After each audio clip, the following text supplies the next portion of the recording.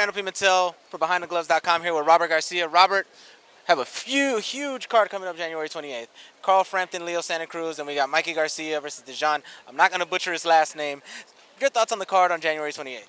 Look, it's a great card. You know, we have the rematch between Leo Santa Cruz and Carl Frampton, which was a hell of a fight. A lot of people liked it as good as, maybe a possible fight of the year fight. But then we also have Mikey against Dejan Zlaticanin, who is hungry, a world champion, undefeated, hungry to make a statement here in the United States. So we're in for a great night of boxing. The fans are going to enjoy one of the best cards of the year, even though it's going to be maybe the first big card of the year. But it's going to be hard to match another card as good as this one. Now let's talk about Mikey's fight, because obviously this is only his second fight back, and he's challenging a very tough champion.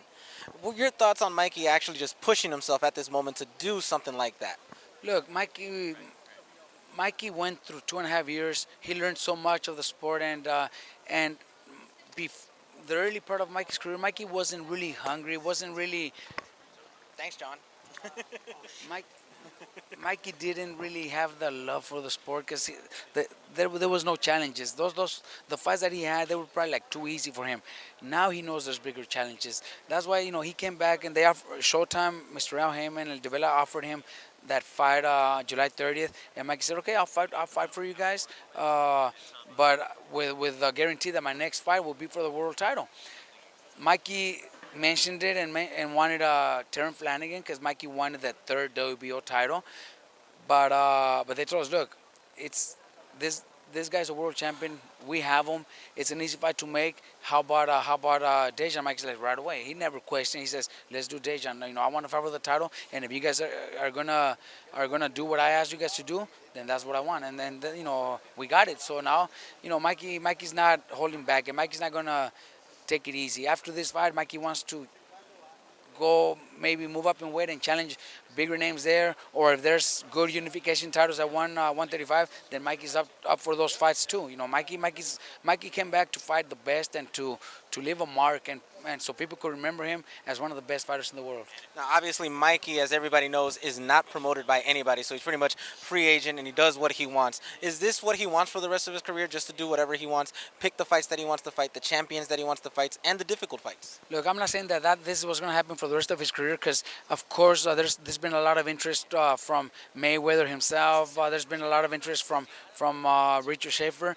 But if Mikey ends up signing with somebody, it's going to be our way. We know what other promoters have done, because we lived it with Top Rank, and that's their job. We don't. That's what they do. What Mikey wants to do is what like a Canelo has done before, or Mayweather himself, De La Hoya. Canelo's doing, they're in charge of their career. They call the shots. That's what Mikey wants to do. So, Mikey wants to be able to fight guys that are promoted by Bob Arum, by De La Hoya, whoever. Mikey wants to be able to fight. Mikey wants to give the fans the best fights out there. So, that's why Mikey hasn't signed with anybody. Now let's talk about Leo Santa Cruz versus Carl Frampton too. The first one was a great fight of the year candidate. A lot of people have it as that. Your thoughts on that fight, and are we going to get a better fight the second time around?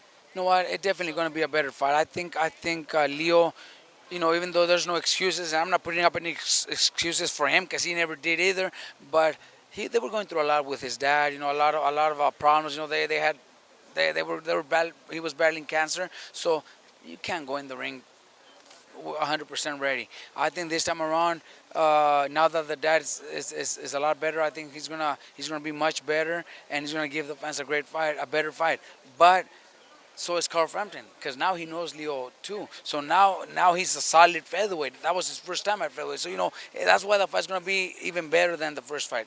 What should the fans expect January 28th in Las Vegas, Nevada, that night, between these two fights, and also what the undercard is going to produce? Look, I think they're gonna have, like I said, one of the best cards of the year. Even though it's probably the first big card of the year, I think it's gonna be hard to match another card as good as this one because the best are fighting the best, and that's what the fans are gonna get. Now, lastly, last time I was actually at your gym, we talked about the UFC, how you didn't feel entertained by it, you didn't like it that much. But let's get the news that Conor McGregor got a boxing license, and one of the first things that Mikey said was he would fight him right away, even though we know Mayweather doesn't fight out here. The license was rejected in Nevada and everything. Your thoughts on somebody like McGregor, who you saw fight that night, getting a boxing license and maybe throwing his hat in the boxing game? Look, I had never seen McGregor fight, but my kids were so hyped up on him that I seen his last fight, and he does have boxing skills. He has the reach advantage over any of his opponents. He has long arms and a good counter puncher. I think he'll do good in boxing, but I don't think any fighter he fights is going to be big because he already is a big name. So whoever matches his fight should be careful. Maybe big names, but guys that maybe he has a chance to beat. He can't go challenging, the big names right now. I know Mikey called him out, but Mikey should focus on fighting world champions, not Conor McGregor. It would be huge. It would maybe get a nice payday. It would probably do big numbers on TV, but I don't think there will be a big of a challenge. I think McGregor should start off slowly and build his name with a couple good wins, and then challenge the big names. Now, obviously, McGregor fights at the 155-pound weight class. He was a 145 champion in UFC as well.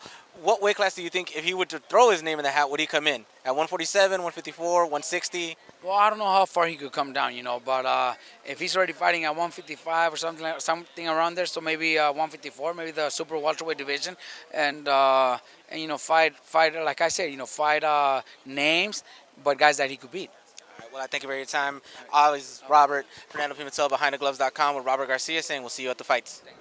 Hey Fight fans, if you haven't already subscribed to our channel, make sure you go ahead and do so because Behind the Gloves is worldwide with our coverage. All you have to do is click this little link right here.